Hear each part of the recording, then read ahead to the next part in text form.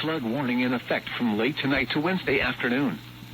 Minor flooding is forecast. Where? Mill Creek at Evendale. At 14 feet, flooding occurs near the Sharon and Mosdella Road intersection, as well as along Canal Road. Flood waters begin to enter some businesses near the creek in Reading, Evendale, and Sharonville. Additional details, at 7:45 p.m. Tuesday the stage was 7.6 feet. The river is expected to rise above flood stage early Wednesday morning to a crest of 13.7 feet Wednesday morning. It will then fall below flood stage late Wednesday morning.